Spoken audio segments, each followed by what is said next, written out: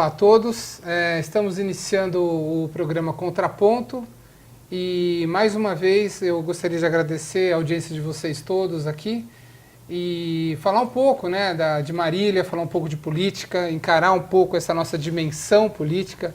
Estamos hoje iniciando o processo de eleições, passadas as Olimpíadas, a realidade bate às nossas portas e bate de maneira intensa, barulhenta, A gente está com uma tarefa a fazer, porque afinal, depois de tantos protestos, tantos movimentos, não é possível que a gente não possa transformar a nossa indignação em ação. Então, para você que está aí, eu gostaria que fizesse essa reflexão de que não é suficiente, muitas vezes, a gente se posicionar no Facebook, a gente se posicionar nas ruas, a gente tem que se posicionar na vida e no voto. E agora é hora de tomada de decisões. E as decisões que nós imaginamos que o povo quer vão estar pautadas em torno de um desejo de mudança. Um desejo de mudança que não é apenas do nosso momento de Brasil, desejo de mudança que permeia a política no mundo hoje, como um todo. É o desejo de mudança que faz crescer candidatos como Bernie Sanders, candidatos como Trump, candidatos das mais diversas tendências. É o desejo de mudança que fez a Grã-Bretanha sair do bloco da União Europeia. É o desejo de mudança que faz as pessoas hoje no mundo inteiro tentarem alternativas diferentes para aquilo que o Francis Fukuyama chama dessa nova crença que nós temos hoje cada vez mais no sistema que é democrático, mas que ainda não tem uma cara, que ainda não tem o perfil definido. Nós ainda estamos construindo a nossa democracia. Então, para comentar um pouco disso, falar um pouco de desejo de mudança e por que as pessoas estão querendo mudar, nós trouxemos hoje o Marcelo Fernandes, que é cientista político, professor da Unesp, militante de diversas organizações, que é especializado em políticas públicas, e trabalha hoje também no Observatório de Gestão Pública, no Instituto de Políticas Públicas de Marília. Enfim, tem todo um currículo voltado justamente a essa preocupação, de estudar a política pública como um todo nos municípios. Inclusive tem um trabalho que o Marcelo está iniciando, que é justamente restabelecer esse diálogo da universidade com as municipalidades, que é tão necessário. Hoje parece que a Unesp é um outro mundo, separado ainda de Marília. Ainda falta esse diálogo, como já houve no passado, na década de 60, uma grande interação da cidade com a comunidade acadêmica. Hoje existe como se fosse um muro entre essas comunidades, que eu acho que aí todo mundo perde um pouco. Então é necessário hoje que a gente fale sobre política, faça política também, da maneira como for possível para cada um, que a gente invada os espaços políticos e que a gente, enfim, reconquiste a cidade, o Estado, o município e a federação para a sociedade. Pelo menos é isso o que eu imagino que é necessário nesse momento. Então vamos começar aqui com o nosso... Bom, eu já falei bastante, Marcelo? O que você poderia colocar aí como as primeiras considerações em relação a esse desejo de mudança? Será que ele existe mesmo? Existe essa vontade das pessoas de mudar? Existe sim, Luiz, mas em primeiro lugar eu gostaria de agradecer você pelo convite, ao programa, a direção do programa, a TV Sol, que tem aberto esse espaço para você, para poder discutir essas questões tão importantes aqui no nosso município. E dizer que eu sou telespectador do programa, tenho assistido muito, tenho gostado muito, e o programa tem apresentado belas contribuições para as questões políticas e de políticas públicas em Marília. Me chamou muito a atenção dos programas que você fez com as alunas da Unimar, sim. né, sobre a ciclovia. É um projeto muito interessante que eu acho que é uma bela dica para o nosso próximo prefeito a partir de 1º de janeiro de 2017. E agradecer o tema, né? O tema que você escolheu para a gente discutir é um tema extremamente interessante, é o tema da mudança na política, mas não só na política, mudança em como as coisas estão sendo feitas na história da humanidade nesse momento histórico, né? Nesse início do século XXI. E esse tema da mudança, como você bem disse, ele é um tema que está universal. E a motivação dele ser um tema universal hoje é que as grandes questões que engendram a vida cotidiana, elas não têm dado certo da forma como elas vêm sendo executadas desde pelo menos o início dos anos 80. Né? Eu concordo. Então, há um imbricamento hoje na sociedade de todo mundo contra aquilo que vem ocorrendo. Né? O que vem ocorrendo efetivamente?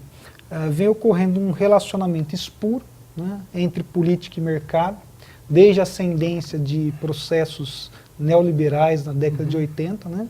Isso vem ocorrendo de maneira efetiva, já a longo prazo, e isso deu resultados econômicos para a maioria da população muito ruins, né? Com um desgaste social bastante grande. Né? Isso falando de mundo, não só de Brasil, não de Marília, mas do mundo inteiro. Então as sociedades agora estão respondendo, dando a sua resposta a isso, negando votos, negando apoio às pessoas que fazem parte desse sistema. E uma das características centrais do sistema, né, dessa dinâmica desse sistema, né, neoliberal, é eliminar lideranças políticas que pensam a diferença. E essas lideranças políticas que pensam a diferença, hoje elas estão fora do sistema. São os outsiders da política, né, como os cientistas políticos chamam. Então esses outsiders, como você bem chamou o público, não basta a gente ficar no Facebook, nós temos que ir na rua, os outsiders somos nós. Nós não vivemos do sistema político, nós não vivemos relacionados à dinâmica do grande capital que acumula recursos lá em cima. Para começar, a gente tem que trabalhar, né? Exato. Aliás, trabalhar, não que os políticos não trabalhem, mas a gente tem que trabalhar nos nossos trabalhos. A gente vem do mundo do trabalho. Um mundo que... Então, são essas... E alguns políticos eu gostaria de perguntar qual é o trabalho deles. Sem dúvida nenhuma. São essas as pessoas que estão começando a pensar na ideia da mudança. Né? É eu, é você, né? São aqueles que estão nos assistindo. Né? Para fazer uma política diferente, é necessário a gente fazer uma política diferente. Tem muita gente que fala assim, Luiz, eu não tenho nada a ver com a política, eu não quero saber da política, a política está longe de mim. Grande engano, a política faz parte do seu cotidiano, desde que você levanta até quando você vai dormir. Eu só fazer um pequeno parênteses, né, porque a entrevista é sua, mas aquele que pensa que não tem a ver com política, ele acorda, ele dorme, ele respira política até no momento que ele diz não para a política. Ou seja, o próprio momento, a própria rejeição à política é um fazer político. É um fazer político negativo, mas é um fazer político, porque à medida que a gente não se envolve, a gente deixa as coisas como elas estão. Né? E assim, e os dois grandes conceitos, né, hoje no mundo todo relacionado à política, que tem a palavra mudança, a pegada da mudança, é o conceito da transparência e da sustentabilidade. A transparência por quê? O relacionamento entre política e mercado gerou grandes crises econômicas e sociais no mundo inteiro, como está aí para a gente assistir.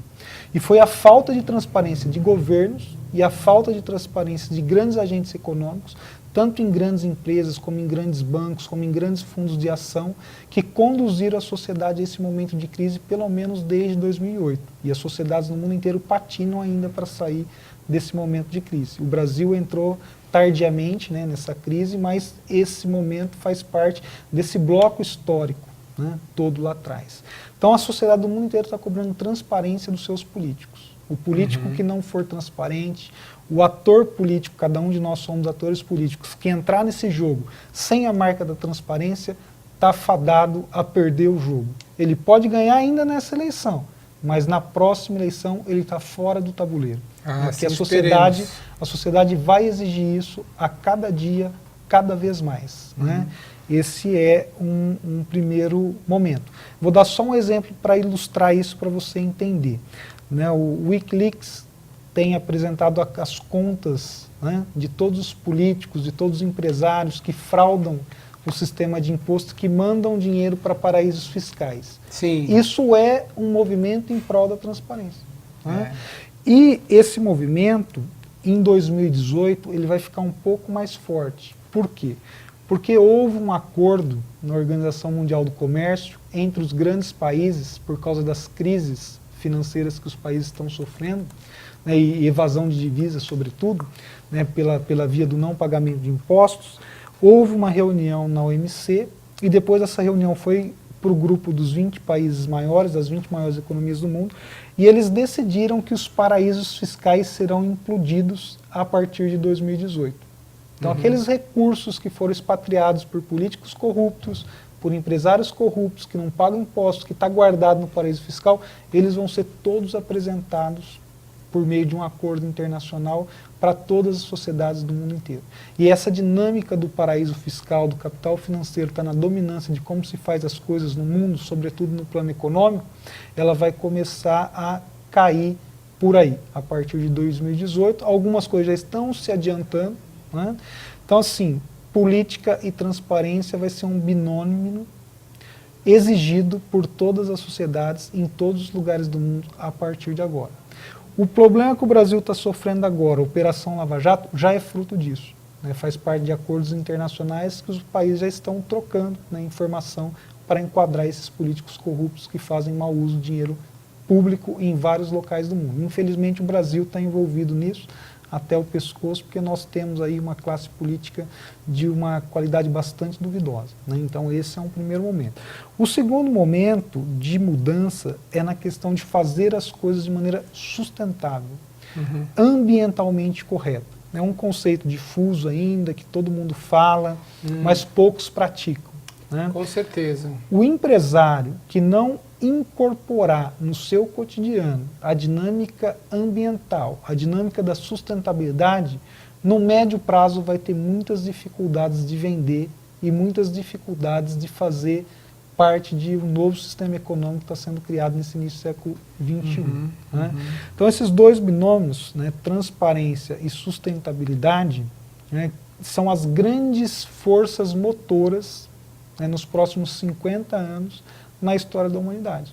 Quem não se enquadrar vai estar fora, né, tanto dos ganhos na política quanto dos ganhos na economia. Né? Então são tendências que chegam no Brasil com bastante força, chegam em Marília com bastante força, cedo ou tarde. Em Marília já chegou. Em Marília já está chegando essa cobrança da transparência. E os agentes públicos, como por exemplo a Polícia Federal, é que vai trazer isso para dentro da política. É triste, mas nós precisamos passar por esse momento, e aí se abre o espaço para as pessoas novas na política. Até porque, né? eu não consigo agora contabilizar a quantidade de CPs, né, de comissões aí de inquérito que foram bloqueadas por esse atual governo municipal. Né? Se a gente olhar, essa última foi do transporte coletivo, mas nós já tivemos do DAI, nós já tivemos de outras áreas, tivemos tudo que foi de alçada dos vereadores para ser investigado, foi bloqueado na votação de 10-3. Ou seja, a sociedade civil ela foi derrotada, ou seja, a cidade, vamos dizer bem claro, foi derrotada constantemente de forma... Porque tudo que se imagina como dever, como papel do vereador, o mínimo é fiscalizar, ver se as coisas como é que estão. Quem não deve não teme, não é, Marcelo? Então, assim, qual o problema de se fiscalizar? Porque a gente estranha a postura do senhor prefeito, e desses vereadores, e não querer investigar, porque ninguém está culpando ninguém. No primeiro momento se deve investigar, faz parte, né, da tarefa do vereador investigar. Então a gente estranha bastante essa pouca vontade, né, essa complicação toda que se faz em torno, esse medo que se tem da investigação. Né? E veja que interessante, Luiz, a CP ela é um instrumento de transparência no município. Claro. Né? O sistema, no caso nosso aqui da nossa cidade, ele evita os mecanismos de transparência na política. E veja que interessante, foram todos os pedidos de CP negados, e esses pedidos também vieram da sociedade. Olha o tempo das mudanças. Não foi comissão processante proposta por vereadores, foi comissão processante proposta por cidadãos. Por cidadãos. São cidadãos que começaram a se mexer em prol da mudança. Interessados em saber como está. Utilizando os mecanismos institucionais disponíveis, né, aí à disposição de todo cidadão, para fazer que essa transparência chegue ao cotidiano da administração no nível local. Né? Então esses são os ares da mudança, essas são as tendências na política, na economia. Até porque existia um compromisso muito claro de todos os candidatos, né, na eleição de 2012, em se colocar uma instância participativa da população na gestão, que não aconteceu de jeito algum. Inclusive, existe aqui um documento, né, que eu gostaria de que fosse dar uma olhada, uma carta de compromissos, né, dos candidatos, né, não só perante a OAB, como a Matras, várias organizações, mas também em relação, por exemplo, ao Conselho Municipal, de se criar, né, mecanismos de participação e de transparência, que não foi feito. Né? Então, na área urbana, só para citar uma ideia, a gente... existem alguma série de determinações da lei, do plano diretor, né, do Ministério das Cidades, por exemplo, a criação da Secretaria Municipal de Habitação, cumprir com a lei que diz que tem que existir um fundo municipal de habitação, não só Minha Casa Minha Vida, tal, mas realmente alguma coisa que desse assistência às pessoas mais carentes, mais pobres, né, a moradia, que fizesse uma revisão participativa do plano diretor para que as pessoas não tenham que morar tão longe, sem infraestrutura nenhuma. Hoje em dia, primeiro você compra a terra num lugar barato, manda as pessoas morarem lá, depois vai levar rua, vai levar passarela, vai levar posto de saúde, vai levar escola. Quer dizer, primeiro as pessoas ficam nessa situação de carência, né? Morrem pessoas, esse ano já morreram 3 pessoas atropeladas ali, naquela passagem para Nóbrega. Quer dizer, sem infraestrutura nenhuma, a cidade vai se desenvolvendo a partir de um espraiamento urbano, sem planejamento, e tudo porque a lei ela não é respeitada. Né? Quer dizer, a gente sente, né, que houve esse desmonte, né, dos conselhos, por exemplo, esse desmonte que houve do Conselho de Habitação, o desmonte que houve em outros conselhos, né, a falta de transparência e tudo mais, que é o que o Marcelo vem falando, como uma necessidade da gente. A gente quer saber o que está acontecendo. Né? A gente não pode achar que as coisas elas são assim. Né? Existe um desenvolvimento natural, um desejo natural das pessoas de participar, de estar a par do que está acontecendo. Né? Assim como eu quero saber o que está acontecendo na minha casa, né? A gente tem que saber o que está acontecendo na nossa cidade. E veja que interessante, Luiz, você colocou um tema interessante que é o da habitação. Né? Você esteve à frente do Conselho de Habitação, né? Foi ativíssimo na construção do plano de habitação social para desfavelamento na cidade. Né? E foi um movimento que você fez da sociedade para o poder público. Sim. E esse Conselho de Habitação, da forma como era, ele foi muito bem estruturado e fez um projeto belíssimo de política pública para a cidade de Marília, na perspectiva da cidadania, porque não tinha político. A partir do momento que o sistema passou a observar o Conselho desandou. Olha que coisa interessante. É por isso que os cidadãos de bem estão tão nervosos com o sistema e exigindo mudanças nesse sistema político no Brasil e em Marília especificamente, desde então. O exemplo que você citou de habitação foi um exemplo perfeito para ilustrar isso, porque o plano de habitação social foi feito pela sociedade, pela cidadania, com grande transparência, ouvindo todo mundo, e quando chegou a parte do poder público fazer o que lhe é devido, ele começou a desandar. Ao ponto da administração atual ter retirado, né, o poder deliberativo do Conselho nas questões da habitação na cidade. Foi uma das primeiras coisas que foram feitas nessa gestão. Levou tinta no Ministério das Cidades depois, teve que retornar atrás. Só que retornou atrás, qual foi o próximo passo? O esvaziamento do Conselho. Né? Fazer a cidadania fugir do Conselho. Né? E colocou no Conselho quem? grandes especuladores imobiliários na cidade de Marília, né? Grandes imobiliárias e pouca sociedade. Qual o resultado a partir daí? Muito pequeno. Só para fazer uma resenha, né, o PLIS, né, que é esse projeto que o Marcelo mencionou, apontou 22 favelas na cidade. Hoje nós conseguimos erradicar 3, ou seja, continuamos com 19. Então o problema existe. Está aí, né, vivo, né, então é necessário que se faça uma política pública adequada para isso, né. Às vezes, assim, eu sei que não é a realidade de muitas pessoas, mas é justamente nessas regiões de carência onde existem a maior brecha para a criminalidade, para doenças, para, enfim, toda uma situação de carência que Marília não precisava ter. Exatamente.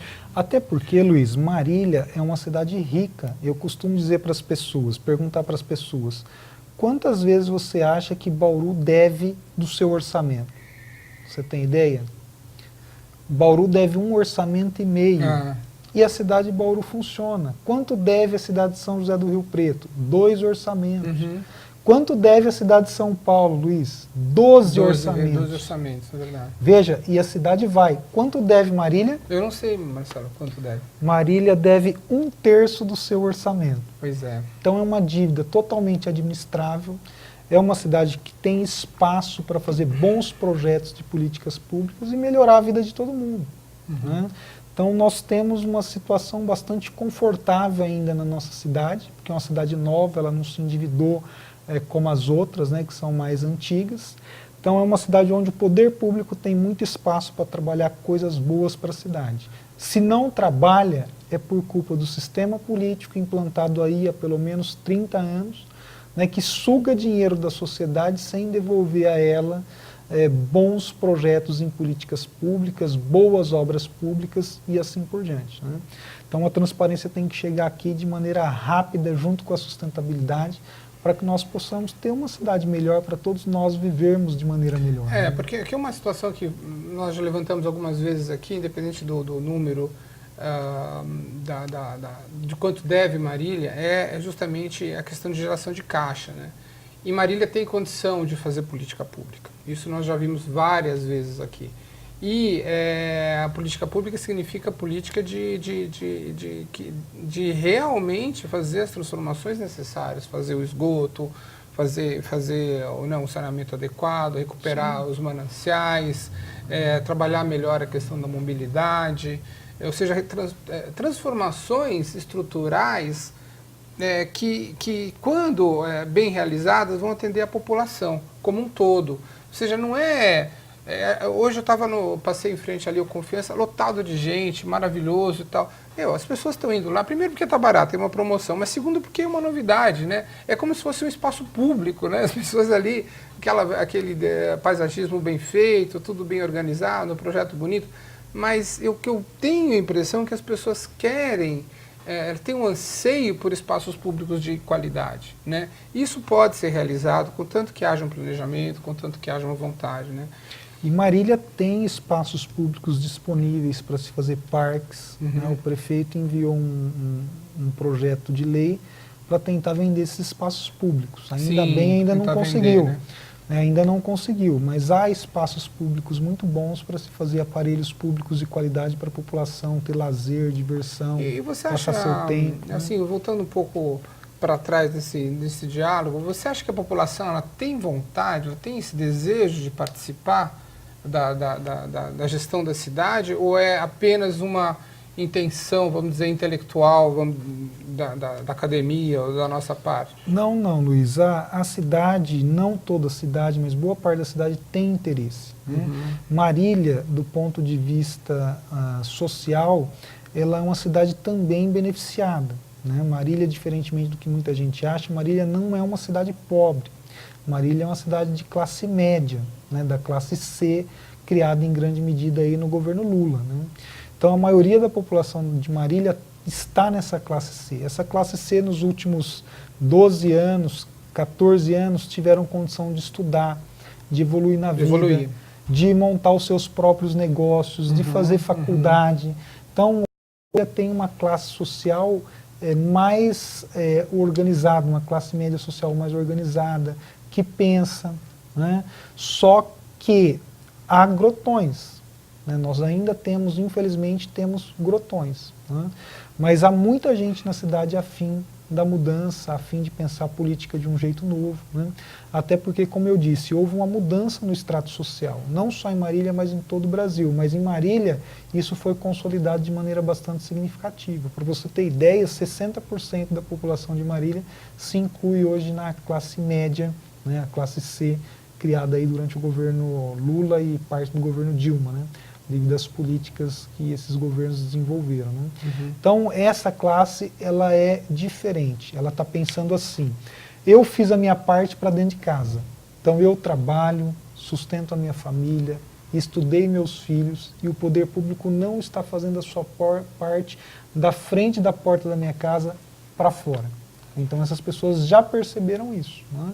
E pensam há algum tempo nessa possibilidade de mudança. Só que toda mudança assusta, né? Só que às vezes chega o limite. E aí, se você não muda pela consciência, pela racionalidade, você vai acabar mudando pela dor, né? E a sociedade já está próximo dessa ideia de mudar pela dor, né? Pelos vários desmandos que têm ocorrido aqui na nossa cidade, que têm prejudicado a todos. Por exemplo, Marília não é uma cidade para faltar água, Luiz. Nós geramos água suficiente para o conjunto da população. Qual é o nosso problema? Nosso problema é na distribuição. Nossa malha de distribuição, ela é muito ruim. Estoura o cano também estoura o asfalto, faz buraco. Isso vai gerando uma bola de neve. Nós precisamos de uma política de longo prazo, né? Exatamente. A gente sabe que esses poços recém-feitos, eles são de curto prazo, né? Sim, sim. É isso aí. E é política pública para resolver os problemas da cidade definitivamente, não para fazer remendo. Infelizmente, a Prefeitura de Marília, nos últimos anos, vem só fazendo remendo. E o remendo, ele custa mais depois do que você fazer a obra bem feita e de maneira definitiva. Só para você ter ideia, cada dólar, tem um estudo nos Estados Unidos que vale para o produto asfalto, cada dólar que você não usa na prevenção, na melhoria, você gasta 5 dólares para fazer remendo. E o remendo fica pior. Veja a loucura que nossa cidade entrou. Sim, com certeza, né? A gente vê aí uma série de questões, a questão do transbordo do lixo, como foi colocado aqui, é um exemplo disso, né? Gastando uma fortuna todos os meses para enviar o lixo para fora de Marília, e a gente não tem... Pior, Luiz, pior, a prefeitura gasta dos nossos recursos, Sim. Porque às vezes a gente fala assim, a prefeitura gasta, gente, mas o que a prefeitura gasta é dinheiro nosso, sai do bolso de cada um de nós. Ela gasta R$1 milhão por mês para mandar riqueza para outra cidade. Uma das coisas que mais geram rentabilidade, hoje em dia, com benefício social, é o tratamento bem feito do lixo e, sobretudo, a reciclagem dele. Pois é. Enfim, o que a gente sente, né, é um movimento, né, como o Marcelo colocou, de busca de transparência, de busca, né, de exemplos, né, de sustentabilidade, de eficiência nas cidades. Cidades inteligentes são o tema hoje, né, que tá rolando no mundo inteiro de discussão. As pessoas querem cidades que sejam, enfim, eficazes, que sejam inteligentes, que tenham né, uma boa infraestrutura, né, de diversas formas, né, de fibras óticas, de qualidade, de segurança, enfim, né, de tratamento do esgoto, de coleta seletiva, de mobilidade, né, inteligente, sustentável. Então, o que eu vejo é que Marília também quer ir nessa direção, e aí eu realmente gostaria de agradecer o Marcelo por trazer essa importante reflexão. Espero tê-lo novamente aqui, né, várias vezes, e muito obrigado a todos. Obrigado, Luiz. Agradecer de novo o convite, né, da TV Sol, do Luiz, do programa Contraponto. É um programa que vem beneficiando bastante aí a cidade com boas ideias para os futuros administradores públicos. Obrigado, viu, Luiz? Obrigado, Marcelo.